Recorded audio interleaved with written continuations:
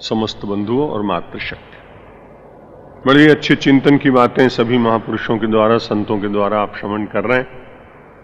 सायंकाल हमारे जितने शिष्य मंडल में सन्यासी हैं, भगवान की बड़ी कृपा है कि सभी अच्छे प्रवक्ता हैं। अगर आपको गुजराती भाषा आती होती तो हमारे पार्श्व में विराजमान स्वामी भजन प्रकाशानंद जी वेदांत के बड़े अच्छे चिंतक और प्रवाचक। गुजरात में एक एक महीने तक वो भिन्न भिन्न नगरों में वेदांत के ग्रंथों पर प्रवचन करते हैं। भाषा की कठिनाई होने के कारण हम लोगों की ये दुर्बलता है कि गुजराती भाषी व्यक्ति हिंदी सुनता है, लेकिन हिंदी भाषी लोग गुजराती समझने की चेष्टा नहीं करते। ये उचित बात नहीं। यदि एक भाषा भाषी व्यक्ति दूसरी भाषा को समझने के लिए तैयार हो तो दूसरे भाषा भाषियों को भी राष्ट्रीय एकता की दृष्टि से और ज्ञानवर्धन की दृष्टि से भी अन्य भाषाओं में भी श्रवण करने की एक क्षमता और सहिष्णुता मन में जगानी चाहिए। तो बड़ा अच्छा हुआ कि कच्छी आश्रम में सब गुजरात के लोग आए हुए हैं। उन्होंने आग्रह किया, इसलिए स्वामी जी महाराज वहां 2:30 से 3:30 तक गुजराती में प्रवचन करने जाते हैं। मुझसे उन्होंने अनुमति ली। मैंने कहा बड़ा अच्छा है, लाभ सबको मिलना चाहिए। और हमारे जैसा समन्वय वाला व्यक्ति, हम अपने शिष्यों के ऊपर कोई अपना एकाधिकार मानते ही नहीं। हमारा अधिकार कैसे भाई? जब हमने अपने परिवार पर अपना अधिकार नहीं माना तो शिष्यों पर कैसे कोई अधिकार हो सकता है? ये उन सब लोगों की बड़ी उदारता है कि मुझसे पूछकर कोई कार्य करते हैं। ये उनकी श्रेष्ठता की बात। और हमारे दूसरे पिछले कुंभ के समय में जिन्होंने दीक्षा ली, वैसे आजीवन ब्रह्मचारी, पहले से ही समाज का काम करते, पहले ध्रुव नारायण थे और अब अखिलेश्वर आनंद हैं और हमारी जबलपुर शाखा के कार्य को संभालते हैं, क्योंकि इतनी शाखाएं बनती जा रही। जबलपुर में एक डॉक्टर माता बड़ी प्रसिद्ध थी, खूब भगवान ने उनको लाखों करोड़ों की संपत्ति दी थी। अचानक उनका शरीर शांत हुआ। उससे पूर्व वो लिख नहीं सकी, लेकिन सबको कह गई कि मेरा ये संपूर्ण बंगला मैं अपने गुरु के चरणों में समर्पित करती हूँ। उन्होंने विवाह नहीं किया था, 66 वर्ष की आयु थी लगभग। वो इतना अच्छा गोपाल छाया नाम का एयर कंडीशन रूम भी वो हमारे लिए बना गई थी, मैं तो जा ही नहीं पाता।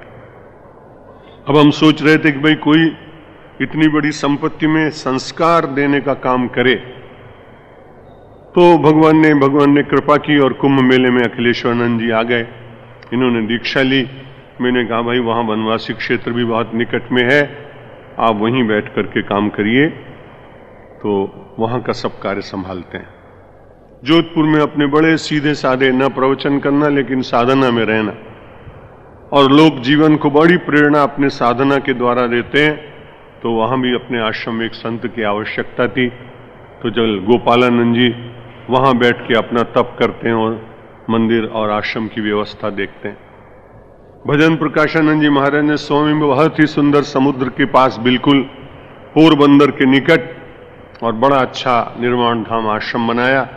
उनका भी साधना शिविर बड़ा अच्छा होता है। मैं भी उसमें 1-2 बार गया हूं, बड़ा अच्छा लगता है। कभी द्वारिका वगैरह की यात्रा करने जा रहे हो आप, तो आप बड़े मजे में इनके आश्रम में जाओ, रहने की व्यवस्था है। बहुत अच्छे चीकू के बहुत अच्छे बगीचे हैं। अगर बाहर के समय पहुंचे तो चीकू खाने को मिलेंगे, इधर दूसरे समय में पहुंचे तो नारियल का पानी मिल जाएगा।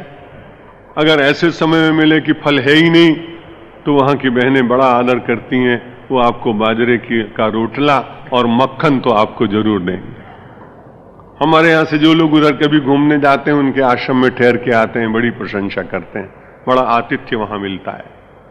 हमारे एक दूसरे अत्यंत सरल महात्मा हैं, उन्होंने राजस्थान में सिरोही के पास आश्रम बनाया। सब आश्रमधारी हो गए। ये भगवान की बड़ी कृपा है कि जो हमारे साथ जुड़ गए, भगवान मेरी लाज रखने के लिए कोई ऐसा न कहे कि भाई हमारे पास कुछ नहीं है। भगवान ने सबको सब कुछ दे दिया। स्वयं प्रकाशानंद जी महाराज विरक्त श्रेणी में है, वो कुछ बनाते ही नहीं। बनाने वाले उनके लिए भी बहुत तैयार हैं। मंदसौर में उनकी प्रेरणा से एक जीर्णोद्धार हो भी रहा है, मगर वो अपना अधिकांश समय यहाँ एकांत में आके स्वाध्याय चिंतन करते हैं। ऐसे साधु महापुरुषों की यहां भी आवश्यकता है। नहीं सब लोग अपना अपना आश्रम संभालें तो गुरु जी की सेवा कौन करे। इसलिए मैं तो स्वयं प्रकाशानंद जी को बहुत धन्यवाद देता हूं कि भाई आप आते हैं तो यहां मुझे जब कभी बोलने का अवसर नहीं मिलता है तो आप संभाल लेते हैं। अखिलेश्वरानंद जी आज सायंकाल से रवि शास्त्री जी के साथ में रोज कुछ न कुछ बोलेंगे। अच्छे वक्ता हैं, लेकिन अभी तक इनका सारा सामाजिक कार्यक्रम रहा। राम जन्मभूमि से जुड़े रहे, विश्व हिंदू परिषद से जुड़े रहे, इसलिए इनके प्रवचनों में आग ज्यादा है, आग। और तरुण है इसलिए होनी चाहिए, स्फुलिंग तो होने चाहिए। अब मैंने उनको कहा कि भाई उसका आध्यात्मिकीकरण होना चाहिए, क्योंकि आपको अपने शास्त्रों के संबंध में चिंतन देना है, विचार विमर्श करना है। उस दृष्टि से भी वो तैयारी अच्छी कर रहे हैं। तो रवि शास्त्री जी की मधुर रामायण तो आप सुनते ही। हम ब्रह्मजीत शर्मा जो हमारे इस साधना शिविर के सर्वाधिकारी, बहुत सरल व्यक्ति हैं, श्वेत वस्त्रों में साधु समझ लो। कोई कुछ कह जाए तो बेचारे कुछ बोलते नहीं। कितने वर्षों से मुझसे जुड़े हैं, लंदन भी जाते हैं, कोई अपेक्षा नहीं। गृहस्थ जीवन में ऐसा निष्प्रिय व्यक्ति मिलना बड़ी कठिन बात। कभी प्रसाद में कुछ मैं उन्हें दूं तो रोने लगते हैं, कहते हैं आप मेरी सेवा का मूल्यांकन कर रहे हैं। मैंने कहा भैया मूल्यांकन नहीं, प्रसाद दे रहा हूं। बड़ी कठिनाई से कुछ ग्रहण करते हैं। तो हमारे यहाँ ऐसी परंपरा है कि कोई शिविर होता है, आरएसएस से बात हम लोगों ने सीखी कि उसका एक मुख्य व्यक्ति होता है, फिर वो अपने सर्वाधिकारी के नाते जैसा कार्यक्रम तय करे उसे हम सब लोग स्वीकार करते हैं। आज कई लोगों ने कहा कि सायंकाल हमको भूपेंद्र पंड्या जी की कथा सुननी है, अवधेशानंद जी की कथा सुननी है। इसलिए रवि शास्त्री जी का कार्यक्रम अगर सवेरे हो, उसमें भी लोगों को रस आ रहा है, तो मैं ब्रह्मजीत से सुझाव दे रहा हूं, माने न माने उनकी इच्छा की बात है, कि प्रातःकाल आधा घंटे रवि शास्त्री जी का हो जाए और सायंकाल आधा घंटे रवि शास्त्री जी का और बाद में अखिलेश्वरानंद जी का हो। और ये गीता पाठ के कार्यक्रम को आप कहीं दूसरे स्थान पर जोड़ लें तो जो लोग वहां कथा में जाना चाहते हैं वो लोग, कुछ लोग वहां जा सकेंगे। आइए, आप इतना सुन रहे हैं कि मैं कुछ न सुनाऊं तो भी बड़ी अच्छी बात।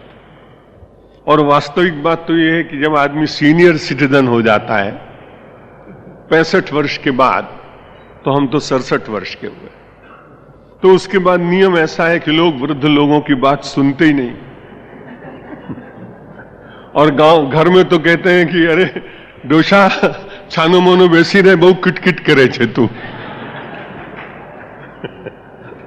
अर्थ इसका यह हुआ कि आप बहुत बोलते हैं, जरा चुप रहिए। गुजराती में मैंने कह दिया। लेकिन हम महात्माओं के लिए बड़ी अच्छी बात है, जैसे जैसे आयु बढ़े वैसे वैसे उनकी साधना का अनुभव उनके भीतर एकत्र होता है, चिंतन का अनुभव एकत्र होता है। अब हम जब कहें कि हम बोलना नहीं चाहते, तब हम चाहे जितनी वर्ष के आयु के हों, महात्माओं से लोग कहते नहीं आप बोलिए। आपका बोलना दुखद नहीं लगता है। परिवार में वृद्ध आदमी कुछ बोले तो भगवान से सवेरे ही सब घर के लोग प्रार्थना करते हैं कि आज डोशो मौन रहे तो बहुत सारू। आज ये वृद्ध व्यक्ति चुपचाप रहे तो बड़ा अच्छा। लेकिन जब संतों के बीच में जाएं तो आपको ऐसा लगता है कि जो बहुत शांत रहने वाले महापुरुष हैं वो भी कुछ कहें, ऐसा हम सब लोग मन में विचार करते हैं। आपने 40 वर्ष में बहुत सुना है, कुछ नया आपको दिया जा सके ये बहुत कठिन। और इस अपने शास्त्र में पुराना कुछ होता नहीं, ये भी बहुत आनंद की बात। जितने भी शब्द हैं वो हजारों वर्ष से भागवत की कथा चल रही, लेकिन उसमें कितना रस है कि केवल हरिद्वार और ऋषिकेश और केदारनाथ तक देखें तो 100 स्थान आपको मिल जाएंगे जहां भागवत की कथा हो रही। चित्रकूट, प्रयाग, काशी, कुरुक्षेत्र, और ये सब आप देखने का पुष्कर प्रयत्न करें तो हजारों स्थान पर। मैं तो महर्षि वेदव्यास जी महाराज अगर कभी वो यहां होते संसार में और हम सब लोगों को, हमारे लोगों की प्रार्थना स्वीकार करके वो कभी कोई अवार्ड स्वीकार करते तो मैं उनके चरणों में कहता कि जितने आदमियों को रोजी रोटी का प्रबंध आपने किया है, इतना प्रबंध तो बिरला भी नहीं कर सकता। उन्होंने तो अपनी 2-4 फैक्ट्रियों में 10-20-50 हजार लोगों को इस काल में 50 वर्ष में लगाया होगा, लेकिन 5000 वर्ष में आप देखें कितने भागवत के व्यास हो गए, और उन सब लोगों को उस पवित्र ग्रंथ के द्वारा धर्म का लाभ भी मिला और उनको लौकिक लाभ भी मिला। हमारे प्राचीन काल के ऋषि जानते थे कि आदमी को प्रेय में रहना पड़ता है, प्रेय के बाद श्रेय की सिद्धि होती है। इसलिए महात्मा लिख दिया कि जब भागवत कराओ तो वस्त्र दो, गौदान करो, बहुत संपत्तिवान हो तो गायों के खुर और गायों की सींग पर सोना मढ़ दो। जब ये सब बातें मैंने पढ़ी तो मैंने कहा कि उस ऋषि के मन में कितना सामाजिक चिंतन, कि जब कोई आदमी कथा करेगा तो कथा तो लोग सुनते रहें और वो लोग बड़े संपन्न हो, बड़े आनंदित रहें, और कथाकार निरंतर विपन्नता में जीता रहे, ऐसा नहीं होना चाहिए। इसलिए महात्मा में ऐसी व्यवस्था कर दी कि जब हम कहेंगे कि 1000 रुपए दान करने से आपको ये पुण्य मिलेगा, तो सुनते सुनते कम से कम आदमी की टेंट में से 5 रुपए तो निकलेंगे। पूरा तो कर ही नहीं सकता। इसलिए उन लोगों का कितना ध्यान ऋषियों ने इन महात्मा के द्वारा रखा। इसमें मोक्ष की बात तो है, पुण्य की बात तो है, लेकिन एक बहुत बड़े समुदाय का जो केवल शास्त्र चिंतन, स्वाध्याय, यज्ञ और निष्प्रियता में जीने वाला समाज, विप्र समाज रहा, उसकी आर्थिक चिंतन करने का कार्य भी इन शास्त्रों ने किया, और उनमें सर्वाधिक महर्षि वेदव्यास जी का योगदान। इसलिए उनको तो जितना प्रणाम करें, कथाकार, विद्वान, प्रवचनकार, हमारे जैसे लोग उतने ही प्रणाम कम हैं, क्योंकि उनके उपकारों का ऋण तो चुकाया ही नहीं जा सकता। और जो सबसे बड़ी बात की साधना करने के बाद उन्होंने दिया। आज का कोई कवि कुछ लिखता है तो 15 दिन के बाद कविता पुरानी हो जाती। फिल्म से प्रेम करने वाले लोग कोई गीत 2-3 महीने तक गुनगुनाते हैं, उसके बाद कोई नया गीत उससे बढ़िया आ जाता है तो पिछला भूल जाते। लेकिन 5000 वर्ष तक वही गोपी गीत, वही भिक्षु गीत, वही भ्रमर गीत जो उन अपने शास्त्रों में है। और वो सबसे बड़ा गीत जो भगवान श्री कृष्ण ने गाया वो भगवत गीता। वो तो कैसा अद्भुत गीत है, भगवत गीता। किंचित धीता गंगा जललव कणिका पीता, सकृद पियस्य मुरारी समर्चा, तस्य यमः किम कुरुते चर्चा। चरपट पंजरी में भगवान आदि शंकराचार्य गीता की कैसी अद्भुत महिमा वर्णन कर रहे हैं, विष्णु सहस्त्र नाम की कैसी अद्भुत महिमा वर्णन कर रहे हैं। मुरारी समर्चा का अर्थ मुरारी का स्मरण भी किया, और मुरारी के संबंध में जो विष्णु सहस्त्र नाम है उसका जिसने पाठ किया, और अनेक बार कोई करे तो बड़ा भाग्यशाली है। लेकिन सकृदपि, परसों भी सकृत शब्द आया था, एक बार भी कोई श्रद्धा के साथ पढ़े। एक आदमी ने कहा कि महाराज शास्त्र सच है क्या? क्योंकि शास्त्र में लिखा है कि एक बार कोई भगवान का नाम ले तो संसार सागर से तर जाता है।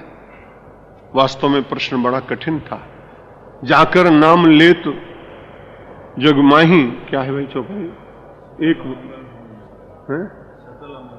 नहीं, एक बार आया है शब्द कोई, रामचरितमानस में भी है, अन्य शास्त्रों में भी है। तो उसने मुझसे प्रश्न किया कि एक बार भगवान का नाम लेने से मनुष्य तर जाता है क्या? मैंने कहा बिल्कुल तर जाता है। उसने कहा कि कैसे तर जाता है? मैंने कहा करोड़ बार भगवान का नाम लेने के बाद जो अंतिम एक बार का नाम होता है ना, उससे तर जाता है। केवल एक बार आप नाम लेंगे तो शायद नहीं तरेंगे, लेकिन कोटि बार, कोटि, हजारों बार, लाखों बार जो भगवान का नाम लिया, और उस नाम को लेते लेते लेते लेते जो पापक क्षय हुआ, तो उसके बाद एक बार जो नाम लिया जाता है उसमें इतनी सामर्थ्य आ जाती है कि वो भवसागर से पार उतार देता है। उन्हीं सब पावन कथाओं का वर्णन कभी राम के माध्यम से, कभी कृष्ण के माध्यम से, कभी शंकर जी के माध्यम से, कभी जगदम्बा के माध्यम से, कभी श्री विद्या के माध्यम से, कभी अन्य मंत्रों के माध्यम से हम भगवान की ओर ही चलने का प्रयत्न करते हैं। कल का प्रथम सर्ग पूर्ण हो गया था। आज पार्वती जी पुनः भगवान शंकर से चर्चा कर रहे हैं। धन्यास्मि अनुगृहीतास्मि कृतार्थास्मि जगत प्रभो विच्छिन्नो मेति संदेहा ग्रंथिर्भवदनुग्रहात्। हम सब लोग ऐसा नहीं कराते हैं, अच्छी बात। जो पार्वती जी ने किया, अब रोज पार्वती जी शंकर जी के साथ हैं। जब मैंने ये श्लोक पढ़े तो मुझे ऐसा लगता है कि पश्चिम में पानी पिलाने के बाद जो धन्यवाद देते हैं, थैंक्स, रास्ता बताने के बाद धन्यवाद देते हैं, दिन में कम से कम थैंक यू बोलने का वहां एक व्यक्ति का 100 बार का तो अभ्यास है। पहले मुझे नहीं था, इसलिए जब मैं लौटता हूं इंग्लैंड से तो अपने गौशाला वाले भाइयों को भी कहता हूं थैंक यू। पानी पिलाते हैं, दूध ले आते हैं, वो कहते हैं महाराज ये क्या है? मैंने कहा ये पश्चिम का प्रभाव, वहां का अन्न जल खा के लौटे ना। अब जब ये मैंने कल पढ़ी अध्यात्म रामायण, उस दृष्टि से तो मैंने कहा ये थैंक्स गिविंग का काम भी पश्चिम वालों का नहीं है, ये तो हमारी पार्वती जी सिखा के गई। क्योंकि इसमें देखिए कि अभी परसों भी कहा था कि मैं बड़ी कृतार्थ हूं, मैं बहुत प्रसन्न हूं, मेरे जीवन के क्षण बड़े ही सदुपयोग में व्यतीत हुए, सार्थक हुए। और अभी तो थोड़ी 10-20 श्लोक की चर्चा हुई थी कि इतने में पार्वती जी ने फिर वही शब्द कहा, धन्योस्मि अनुग्रह धन्यास्म्य अनुग्रहीतास्मि। मैं धन्य हूं, धन्या हूं। हिंदी पुरुष होता तो कहता धन्यो हम। पार्वती जी कह रहे हैं धन्यास्मि, मैं वास्तव में बहुत ही अपने को आज धन्य अनुभव कर रही हूं और आपको भी मैं बहुत बहुत प्रणाम कर रही हूं, धन्यवाद दे रही हूं। अनुग्रहीतास्मि, मैं अनुग्रहित हूं। परमात्मा के पवित्र यश को श्रवण करने के बाद व्यक्ति जितना अपने को अनुग्रहित अनुभव करता है उतना संसार में पदार्थों को प्राप्त करने के बाद नहीं हो सकता है। क्योंकि अभी आपने सुना है स्वामी स्वयं प्रकाशानंद जी के द्वारा कि संसार के पदार्थों का सुख तो बड़ा क्षणिक, और कभी कभी तो उनसे इतनी घृणा हो जाती है या भयभीत हो जाता आदमी, उन पदार्थों के प्रति जिनके प्रति बड़ी गहरी प्रीति रही हो, उनसे ही कभी उसके मन में ऐसी वितृष्णा जागती है कि उसकी ओर वो देखना नहीं चाहता, उसके संबंध में वो चिंतन नहीं करना चाहता है।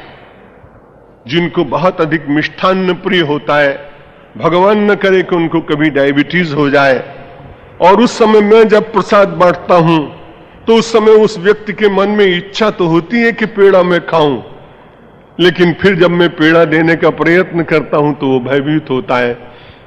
जो भी कोई ऐसा हो, क्यों ऐसा होता है?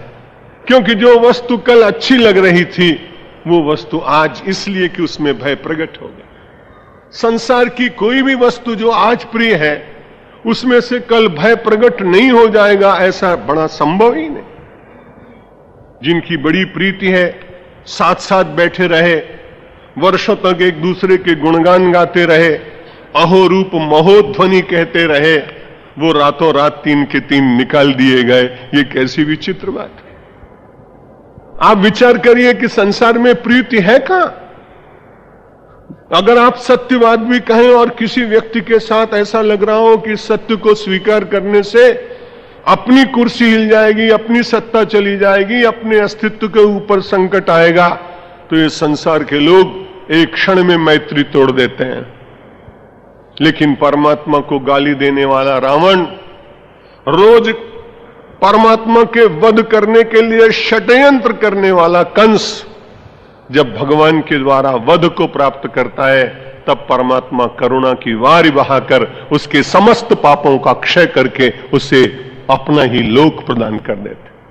इसलिए संसार के बड़े से बड़े व्यक्ति के साथ संबंध रखने पर भी ये निरंतर याद रखना चाहिए कि संसार के संबंध स्वार्थों पर आधारित। कोई उसे न कह पाता हो, कोई न समझ पाता हो, कोई चुपचाप रह जाता हो, ये सब अलग बात है। लेकिन गहराई से आप विचार करेंगे तो केवल परमात्मा का ही संबंध, अहैतुक संबंध, जिसके पीछे कोई हेतु नहीं, कोई स्वार्थ नहीं। और भगवान ने बड़ी कृपा करके मनुष्य का तन भी अहैतुकी कृपा से दिया है। कबहू की करी करुणा नर देही कि देत ईश बिनु हेतु स्नेही। परमात्मा बिना हेतु स्नेह करता है। आप विचार भी तो करें कि परमात्मा को आप क्या दे सकें। हम सब लोग भगवान को फल चढ़ाते हैं, बड़ी अच्छी बात, चढ़ाना ही चाहिए। लेकिन यदि आदमी अपने अहंकार को उसमें विचार करके देखे कि मैंने एक डलिया भर के भगवान को फल चढ़ाए और दूसरे क्षण उससे विचार करने का अवसर मिल जाए और विचार करे कि धरती किसकी, बीज किसका, पानी किसकी, प्रकृति किसका, प्रकृति किसकी, संवर्धन किसका, रस किसका, स्वाद किसका, सौंदर्य किसका, जब इन सब प्रश्नों का उत्तर पूछने लगेगा तो कहेगा भगवान का। इसलिए फल चढ़ाए तो मेरे बाप के और तुम्हारे बाप के थोड़ी थे, वो तो भगवान के ही थे जो मैंने हमको चढ़ाए। इसलिए जो भी कुछ चढ़ाते हो तो भगवान का ही। यदि ये विचार बना रहेगा तो चढ़ाते समय भी हमारे मन में तुरंत जो विचार रहेगा कि अनुग्रहित तो उसमें परमात्मा तूने मुझे कुछ समर्पित करने का बल दिया, मैं आपके चरणों में बार बार प्रणाम करता हूं, बड़ा अनुग्रहित हूं। ये सामर्थ्य तुमने न दी होती तो मेरे भीतर क्या था। पार्वती माता इस परंपरा का पालन कर रही हैं। हमारी पूरी संस्कृति का नाम कृतज्ञ संस्कृति। भारतीय संस्कृति को एक शब्द में बताना हो तो आप कह सकते हैं कि कृतज्ञता व्यक्त करने वाली ये संस्कृति।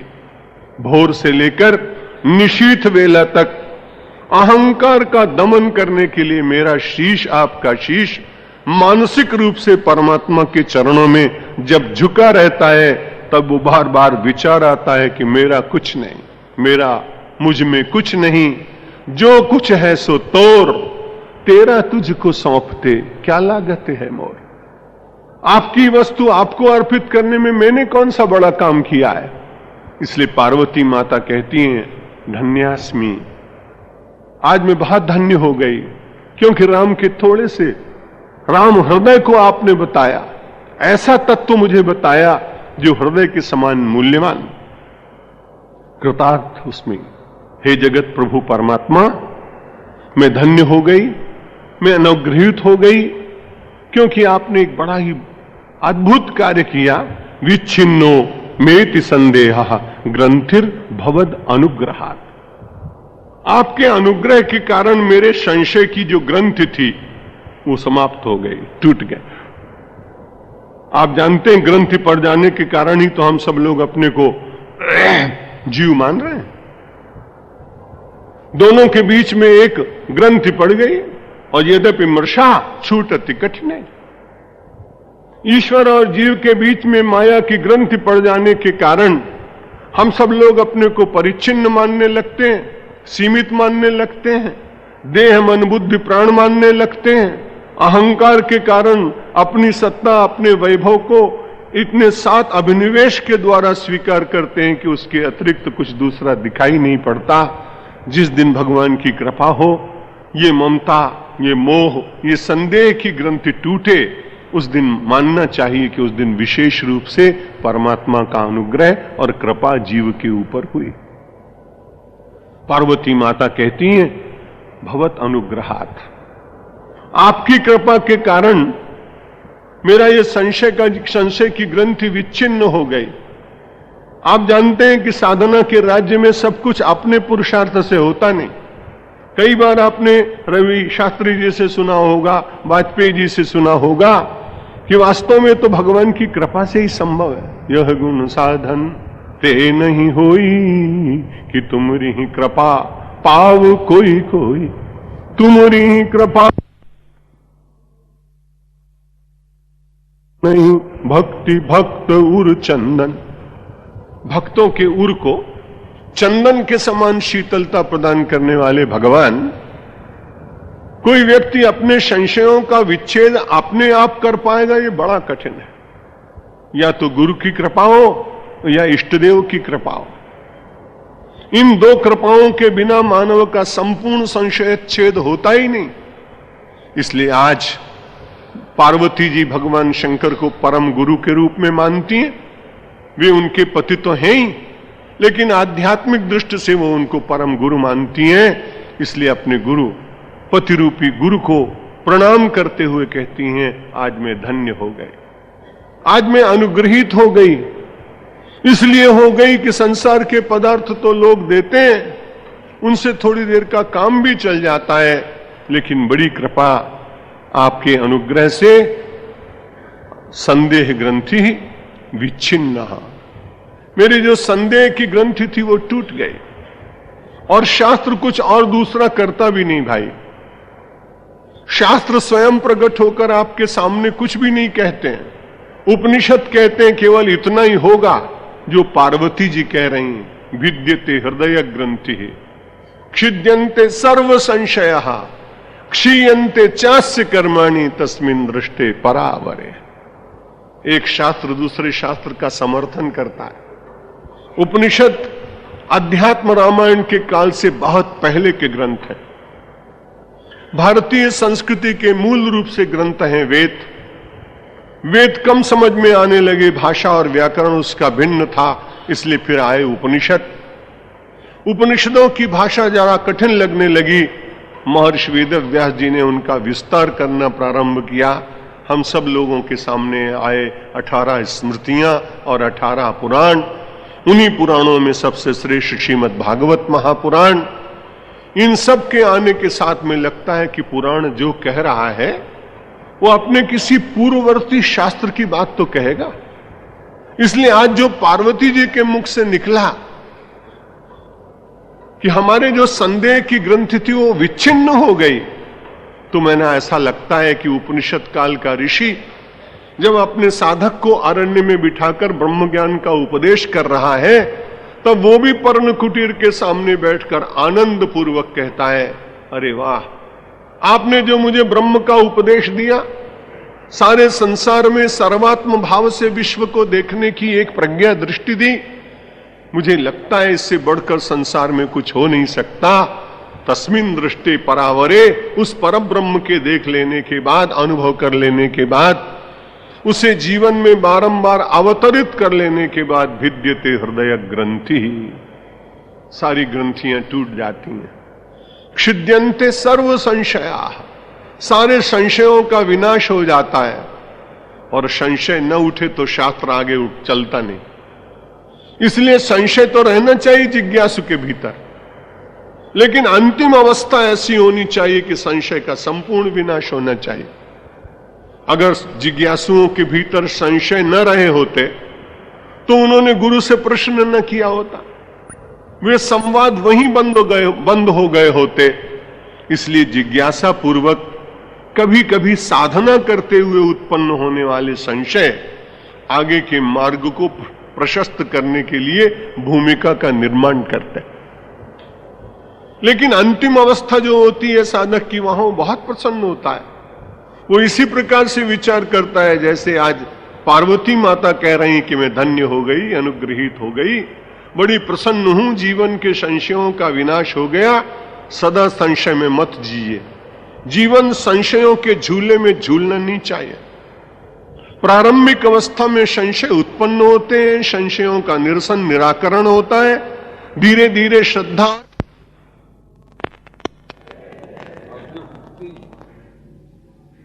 हमारे स्वामी भास्करानंद जी के नाम जानते हैं, हम भास्करानंद है, इसलिए जैसे ही खड़े हुए ये वैसे ही प्रकाश आ गया। पहले खड़े हो गया। अखिलेश्वरानंद कह रहे हैं इनको पहले ही खड़ा कर देना चाहिए था।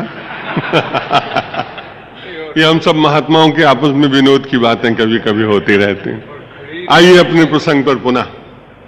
तो पार्वती माता जी कह रहे हैं कि मैं बहुत धन्य हो गई, कृतार्थ हो गई।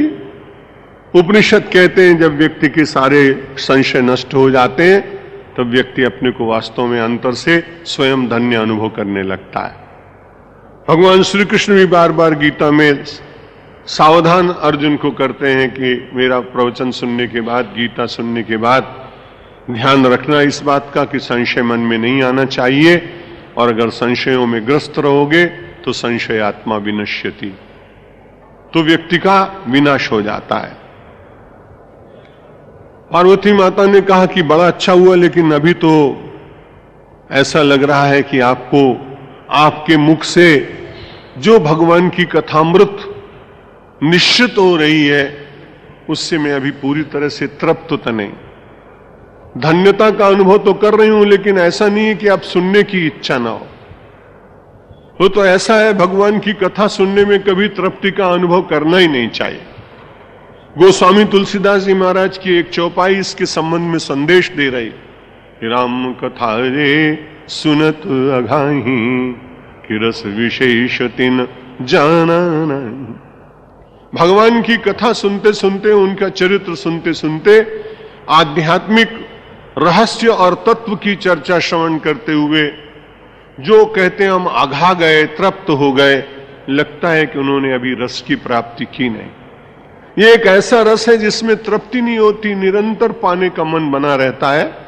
इसलिए उन्होंने कहा श्री रामस्य कथा त्वत्ता श्रुता संक्षेप तो मया इदानीं श्रोतुमिच्छामि विस्तरेण स्फुटाक्षरम। आपने बीच में 2-3-4 श्लोकों के भीतर भगवान की संक्षिप्त कथा तो कह दी। अब वो कहती हैं कि आपने बड़ी कृपा की, श्रुता संक्षेप तो मया, मेरे द्वारा संक्षेप में तो कथा सुन ली गई, लेकिन अब मेरी एक दूसरी जिज्ञासा है, दूसरी इच्छा है। इदानीं श्रोतुमिच्छामि विस्तरेण स्फुटाक्षरम। अब विस्तार के द्वारा भगवान की कथा में सुनना चाहती हूं। भगवान शंकर से कहा आप विशेष रूप से उसका विस्तार पूर्वक वर्णन करें। श्री महादेव उवाच शृणु देवी प्रवक्ष्यामि गुह्यात् गुह्यतरम महत् अध्यात्म रामचरितम रामेणोक्तम पुरा मम। भगवान शंकर ने कहा पार्वती, अब तुम इतना आग्रह कर रही हो, इसलिए बहुत तो मैंने बता दिया, लेकिन एक बात और है। प्राचीन काल से ऐसी बातें होती चली आई कि जो परिवार का सबसे बड़ा मुखिया है वो खूब सबको देता है, लेकिन देने पर भी अपनी 1-2 तिजोरी, 1-2 अपनी पेटियां चुपचाप छिपा के रखता है कि कभी जरूरत पड़ जाए, और ये लोग अपने को न दें तो अपना काम कैसे करता। अध्यात्म में भी ऐसा लगता है कि गुरु पूरी तरह से सब देते हैं, लेकिन कुछ रहस्य की बातें अपने जीवन की मानो वो समेट के अपने पास रखते हैं। नहीं तो ये शब्द भगवान क्यों कहते कि तू धन्य तो हो गया है। मैं तुम्हें निश्चित रूप से कहूंगा, गुह्यात् गुह्यतरम महत् अध्यात्म रामचरितम रामेणोक्तम पुरामम। पार्वती जी ने कहा कि महाराज ये तो बड़ी विचित्र बात हुई। आप कह रहे हैं गुह्य से गुह्य वस्तुएं तत्व हम तुमको बताएंगे, लेकिन ये तो बताओ कि आपको कहां से। पार्वती जी कह रही महाराज आपको ये सब गुह्य ज्ञान मिला कहां से। कैसी शिव और विष्णु की एकता है अपने ग्रंथों में। ऋषियों को प्रणाम करने का बार बार मन करता है। भगवान शंकर ने कहा पार्वती तुम्हें बताऊं ये सारा ज्ञान मुझे किसने दिया।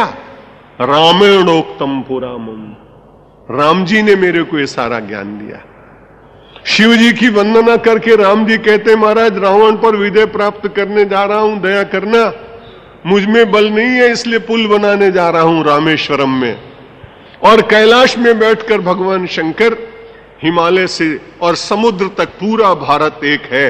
कैसी राष्ट्रीय एकता का अद्भुत चिंतन उस ऋषि के भीतर प्रकारांतर से दिखाई पड़ रहा। कैलाश के ऊपर बैठे हुए और शंकर भगवान कहते हैं पुराण उक्तम, राम जी ने चुपचाप मुझे सब बातें कही। तदत्य कथयिष्यामि शृणु तापत्रयापहम यश्रुत्वा मुच्यते जंतु। अभी जंतु की बात आप कह रहे हैं। यश्रुत्वा मुच्यते जंतु अज्ञानोत्थ महाभयात्। भगवान की कथा सुनने से बहुत लौकिक वस्तुएं मिल जाएंगी, वो भी मिलेंगी, लेकिन भगवान की कथा सुनने से तो सबसे बड़ा लाभ होगा कि केवल एक ही वस्तु नहीं मिलेगी, तापत्रय मिट जाएंगे। जो मनुष्य के दैहिक दैविक भौतिक ताप हैं, उन सब तापों को समाप्त करने की सामर्थ्य भगवान के चरित्र में गुणानुवाद में है। आप कितनी श्रद्धा से उसे ग्रहण करते हैं ये आपके अपने मन की बात है। तो उन्होंने कहा कि यत् श्रुत्वा, जिस कथा को सुनने से, जिसके चरित्र सुनने से मुच्यते जंतु अज्ञानोत्थ महाभयात। अज्ञान से उत्पन्न होने वाला भय जो जंतुओं के मन में जागृत होता है, जो जड़ता और बद्धता में जीवन जी रहे हैं, उन्हें अपने को मनुष्य कहने का अधिकार मिला ही कहां? वो तो केवल आकृति है उनकी मानव की, और मानव की आकृति में तो 4 अरब लोग जी रहे हैं। वे वास्तव में कोई कहता नहीं और कहना भी नहीं चाहिए शिष्टाचार के नाते, उनमें से अधिकांश लोग तो जंतुवत जीवन जी रहे हैं। मानववत जीवन जीने का तो अभी संकल्प लोगों के मन में जागा ही नहीं। और जब बहुसंख्यक समाज के भीतर मानवता का चिंतन जागेगा तो हिंसा अपने आप समाप्त होगी, द्वेष की अग्नि अपने आप शमित हो जाएगी, प्रेम की वो मलय शीतल बयार अपने आप बहने लगेगी।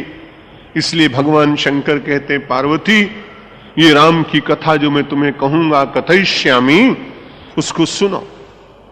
ये तीनों तापों को नष्ट करने वाली। यश्रुत्वा मुच्यते जंतुः अज्ञानोत्थ महाभयात। अज्ञान से उत्पन्न होने वाला महाभय। महाभय का मतलब मृत्यु का भय। प्रत्येक पल व्यक्ति सोचता रहता है मृत्यु के संबंध में, कुछ न कुछ विचार आदमी के मन में आते रहते हैं, उनसे डरता भी है। यद्यपि वो अपरिहार्य है तो भी व्यक्ति इतने प्रयत्न करता है कि वो उससे बचने का यत्न करता रहता है। और उसके बाद फिर कहा कि ये तो ठीक बात है, लेकिन कुछ लोग ऐसे भी तो होंगे कि जिनको मोक्ष नहीं चाहिए, ज्ञान नहीं चाहिए, तो उनको कुछ लाभ होगा क्या? पार्वती जी हम सब लोगों का ध्यान रखते हुए पूछ रही हैं, क्योंकि हम सब लोग बड़े सकाम लोग। इसलिए उन्होंने कहा कि अच्छा, जिन लोगों को मोक्ष चाहिए, अज्ञान से उत्पन्न होने वाले महाभय की निवृत्ति चाहिए, उन्हें तो वो चिंतन मिलेगा कि मैं अविनाशी हूं, मुझे कोई मार ही नहीं सकता।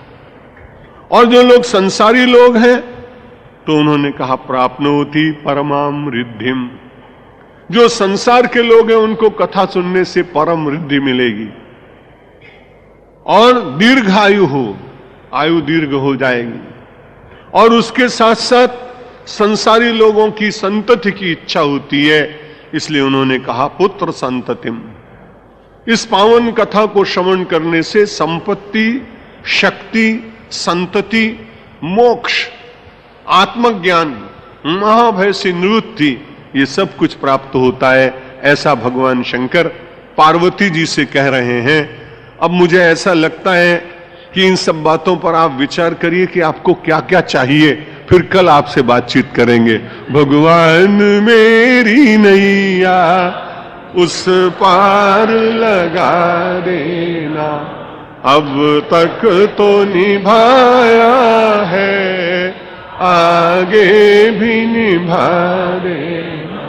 बल बल के साथ माया घेरे जो मुझे आकर, तो देखते न रहना, झट आके बचा लेना।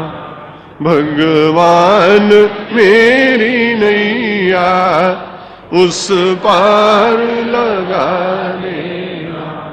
संभव है झंझटों में मैं तुमको भूल जाऊं, पर नाथ कहीं तुम भी ला देना। भगवान मेरी नैया उस पार लगा देना। तुम देव मैं पुजारी, तुम इष्ट मैं उपासक, ये बात अगर सच है, सच करके दिखा देना। भगवान मेरी नैया उस पार लगा देना। अब तक तो निभाया है, आगे भी निभा देना। वो जो चौपाई नहीं उठ रही थी वो है, जाकर नाम लेत एक बारा, किनर उतरहि भव सिंधु अपार। एक बार भगवान का नाम लेने से भाव सागर पार चले जाते हैं। अभी मैंने विचार किया कि मुक्ति देने के बाद में ये समृद्धि, ये संतति, ये पुत्र, ये सब देने का क्यों भगवान ने कहा।